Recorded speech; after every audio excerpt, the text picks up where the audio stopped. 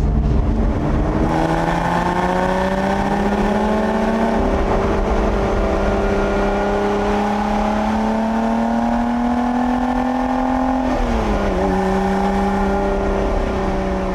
Episode of Jay Leno's Garage. Today we're featuring Lotus.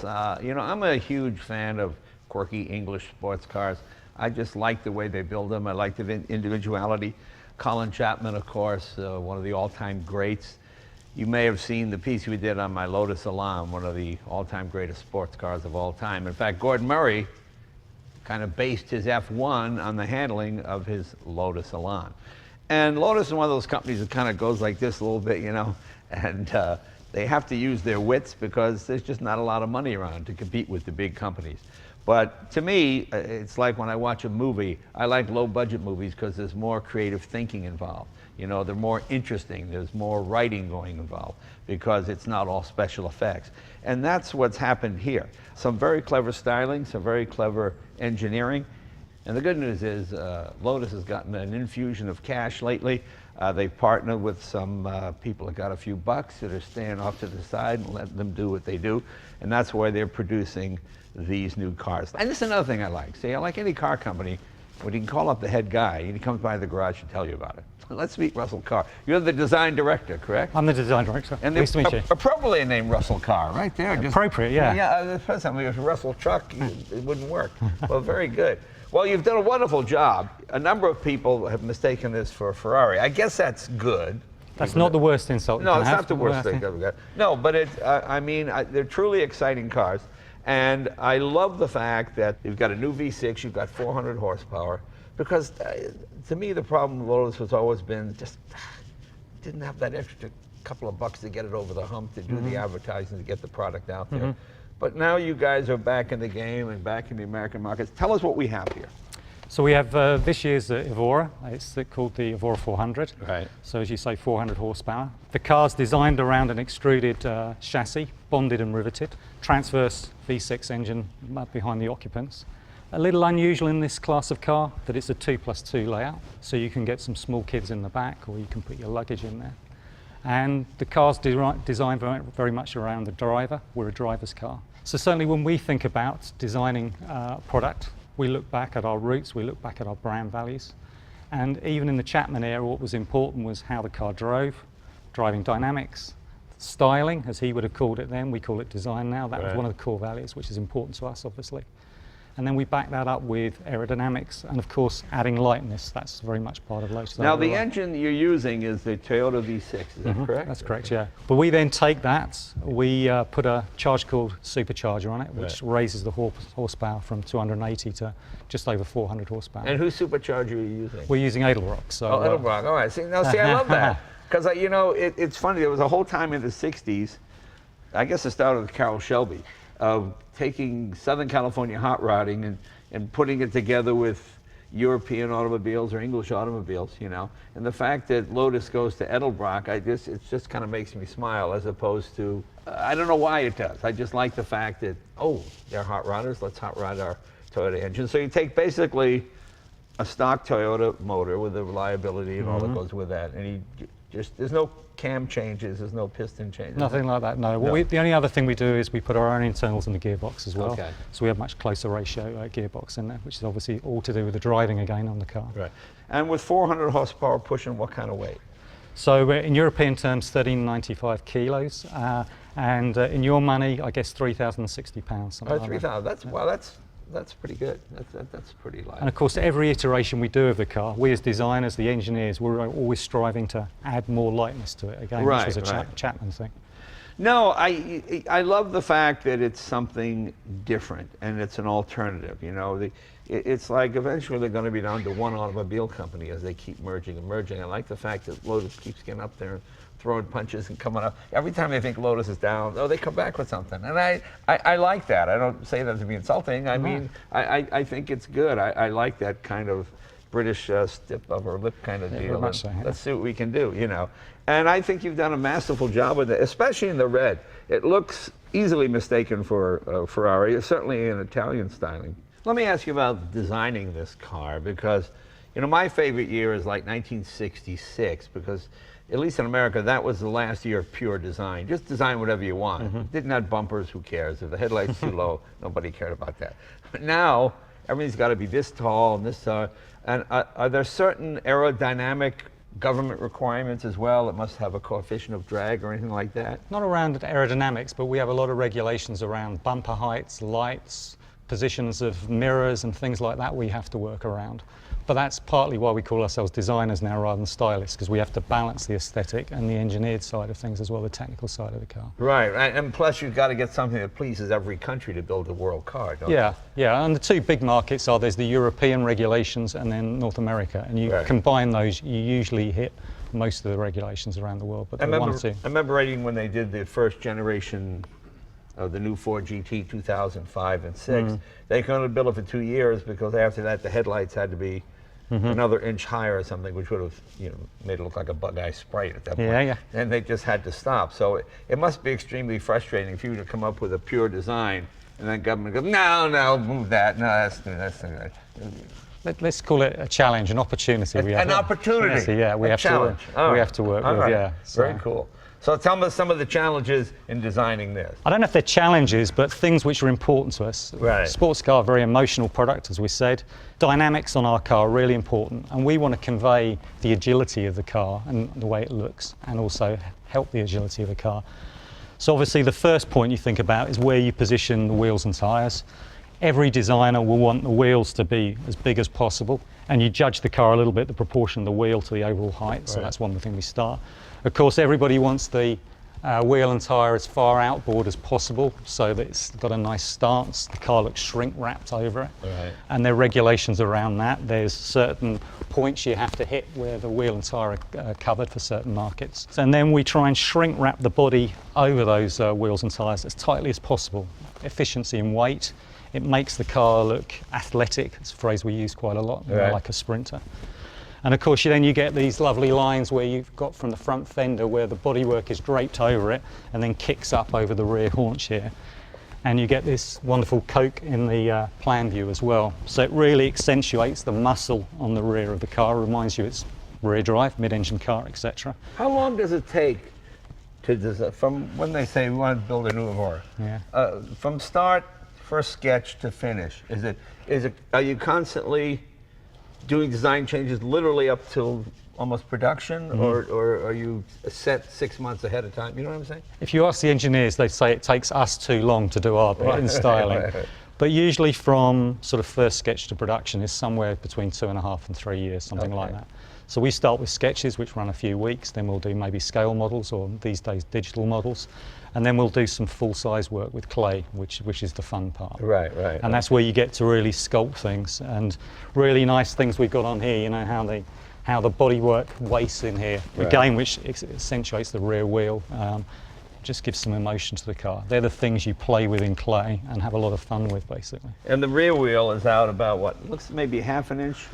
I can't remember, but it's out, well, like a racing car, The front wheel is inboard of the rear, and that's to do with the dynamics of the car, and it gives it a very specific look on the car. When it comes to doing paint, like two-tone like this, is that the work of the designer, or does someone else come in to decide? Could you get this in a solid color if you wanted, or is it all? Yeah, you can have this in a solid, or you can have it like this one is painted black, or you can have it as a carbon fiber option, which is really, really neat, saves some weight. We kind of like it sometimes when it's body colour, because then you really see this wrap-around screen into the side glass, which is a bit like a visor on a crash helmet, which is a neat feature. Now, is that your choice as designer, or does someone else decide, like a stylist, decide color is better? Well, that one, if you like it, it was my idea. If you don't like it, it was somebody else's idea. Excellent, proper answer. Very good. Well, I do like the two-tone myself. I like the way it sort of goes into the back here, and I love this big piece of carbon. Now, can we open the back here? Yeah, go ahead, Okay. We have a prop rod here. Let's see.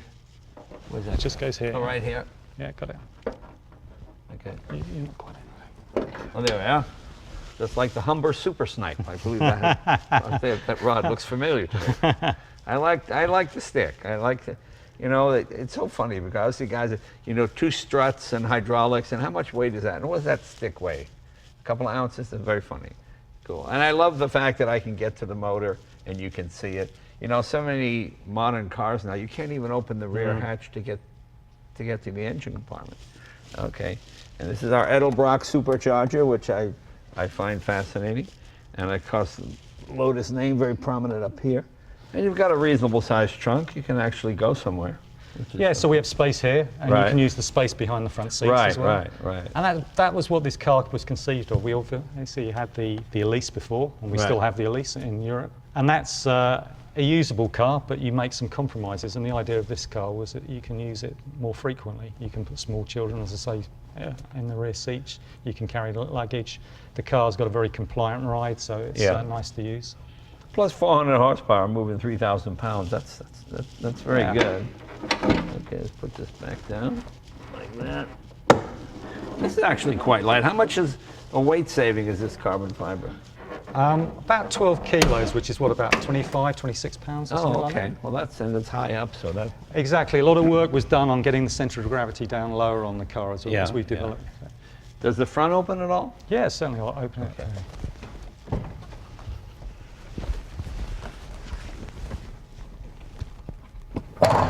Oh, I was expecting the whole front clip to come up. I see. They just have this little... There we go. So that was all done for weight efficiency. That's all you needed to Right. Okay. access. That's just for your fluids and I guess a brake reservoir and clutch probably, and washer fluid in there as well. And you got a pollen filter there as well. Oh, okay. I see. All right. But this is carbon fibre again to save weight on this particular one. Pretty light. And of course, where you are here is where you've got the exits for the radiator. So that's a little motorsport trick to create a little bit of downforce, reduce lift at the front of the car. I like this line here.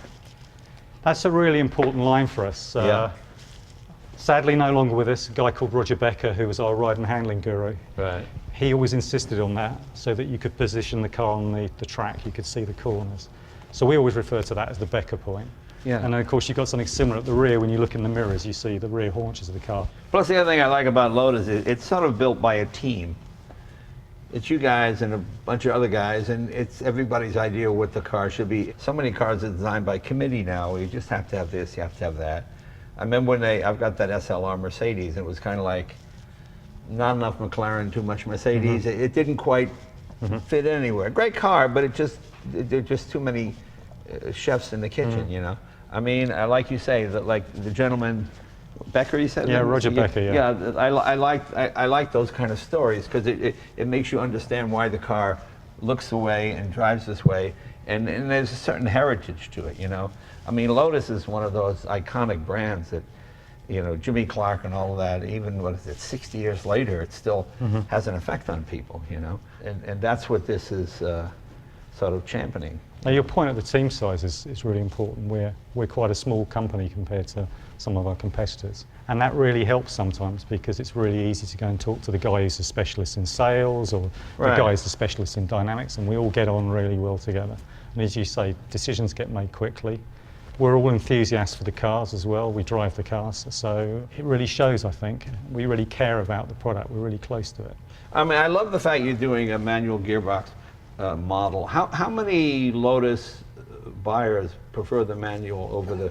I'd say in most markets the manual is the big seller. I think there's certain markets where the auto obviously takes a... So to me, that's what I love about this, about going out on a Sunday and having fun on a windy road or going up into the hills. And obviously you've got plenty of power. Let's look at the interior. So what we can do with our interior, it's all done in-house at Hethel in Norfolk where the factory is. Right. And because we are relatively low volume, we're able to use processes that are much more crafted. So there's lots of leather or Alcantara, whatever you choose to put in there. Customer can spec what color they want, color of the stitching, etc. I remember I went to Bentley before they got bought by whoever bought them, whether it was Volkswagen, whatever it was.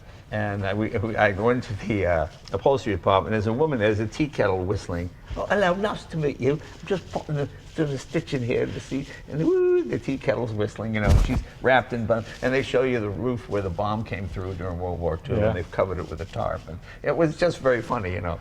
And as much as I enjoy all of that, you know, the fact you've got to be a modern company. And that's what Lotus is now. You know, you've got the engineering, you've got all the computer stuff, and you've got the reliability with the Toyota motor. When we start the process of a new design of a car, we all work together to get the basic hard points on the car right, and one of the key ones is the position of the seat relative to the steering wheel, relative to the pedals, because that's how you feel the car. So we in the studio, the engineering guys, the guys who work on the package, all work together really closely on that. And the guys who do all the development work always talk about wanting to sort of feel like they're wearing the car, and so that's really important. All that stuff is in the right position. Tell me about the brakes. What do you have here? So we use AP racing brakes. We've got big discs on there. On this car, they were increased in size from the previous car, so they're 370 millimeter on the front. Are those steel discs or carbon? No, they're steel disc, but they're twin part ones. Yeah. You know, I like the steel disc. I have no problem with them. They, you know, sometimes of the others, you've got to get them hot first before they really work effectively. In normal street driving, you're never going to get them. They're pretty effective. They're pretty strong, these brakes. No, I don't doubt that. Plus, you're not moving that much weight.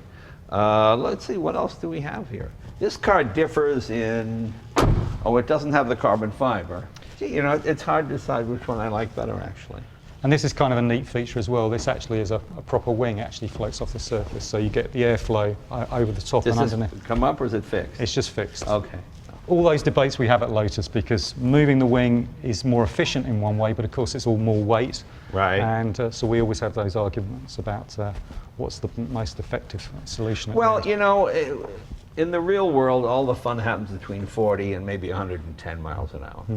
You know, once you get over 140 on the street, you're just going to jail. You know what I mean? I mean, guys that say, oh, I like, you know, the 200 and something mile an hour. I mean, I'm so glad that we out of this stupid 300 mile an hour, 250 mile an hour. I mean, it's not even logical, you know. I mean, to me, all the fun is in that window, you know, and that's where this obviously will perform the best. Well, you can really feel it as well when you drive the car. You don't have to be going fast to feel it, and because the car's quite compact as well, it's great fun to drive. And it goes without saying, air conditioning is standard and all that kind of stuff. Yeah, all that stuff in there as well. Yeah, stuff that we never would have had.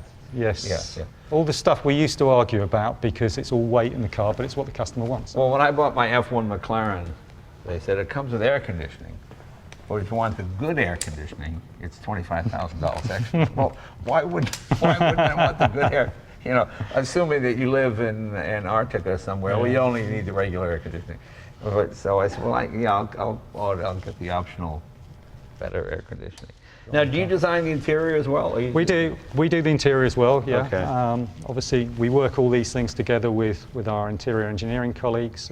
We work with people who look at the ergonomics and things like that as well. But we do all that. Because the only really heritage clues I see are the Lotus badge, you know, which is good. Yeah. I mean, because so many times manufacturers just rely on the past to just keep pulling up some, you know, the one-off edition. You know, they give you that special decal edition, whatever. And I love the fact that you've kept the original logo, and it's a totally brand new car. So it's impressive. Well, I'd love to take it for a ride. Being a Lotus owner myself, I got to go with the manual gearbox one. Can we take this one? Yeah, certainly. Yeah, because I think this is the one. If you're watching this program, this is probably the one.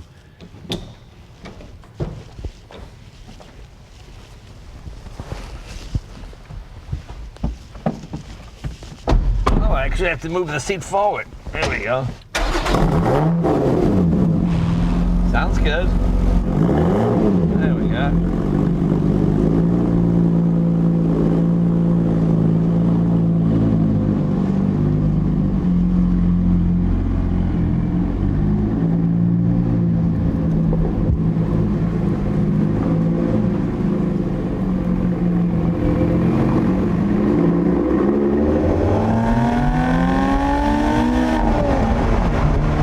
Pretty good, doesn't it? You know, it does, very nice. Well, the nice thing about the supercharger over turbo, there's no lag. Yeah. And you got power right away. That's good, isn't it? I like this wheel, it's a nice size. Yeah, we like reasonably small diameter, and also the actual grip size not to be too thick either. Yeah. But the nice thing is you got a bulletproof powertrain, which has been proven. Yeah, I think there's nothing wrong with working off an existing powertrain either. I mean, there's plenty of race engines in the past that have come from something. Well, I mean, so much of manufacturing now is boutique. You find who has the best brakes. For you guys, you have it's AP, right? Yeah. Okay, he's AP or Brembo or whoever, and then who you look around, who's got the best supercharger? Well, Edelbrock. Okay, let's put them in, and and then you put these pieces together to form the best vehicle you can.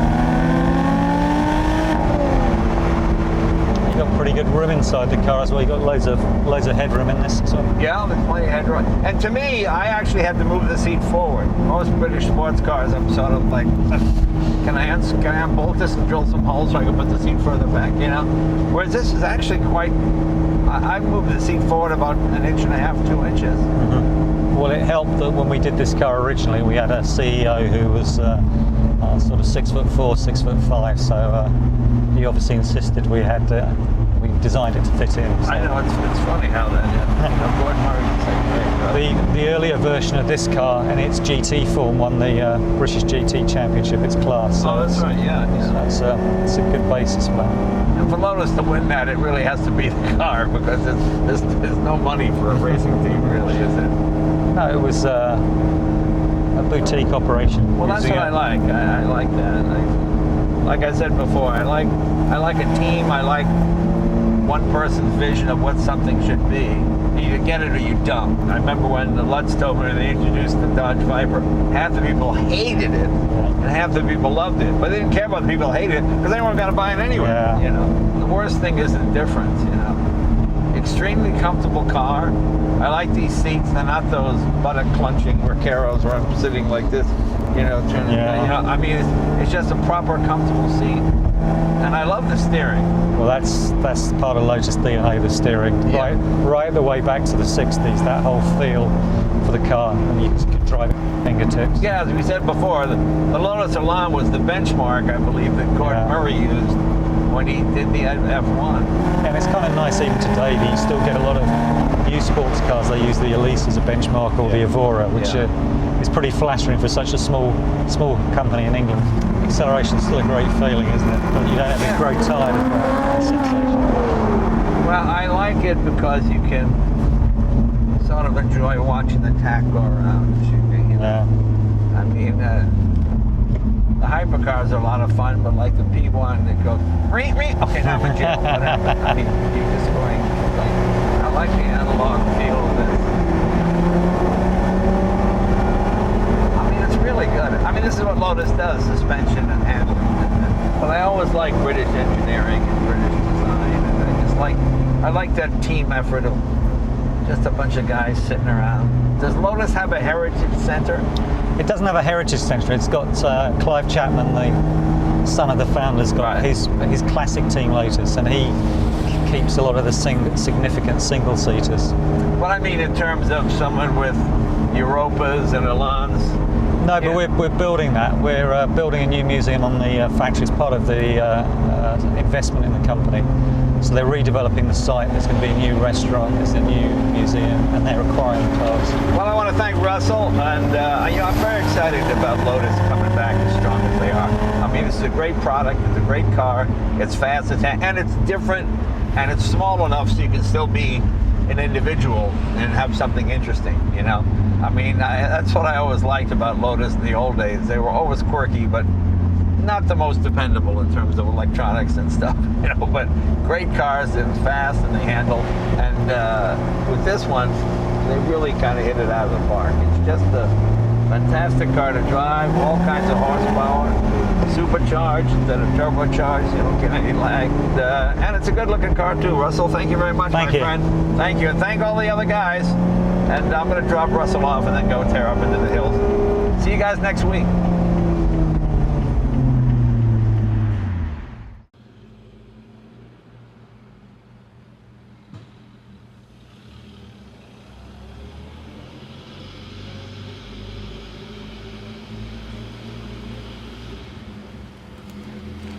Mm-hmm.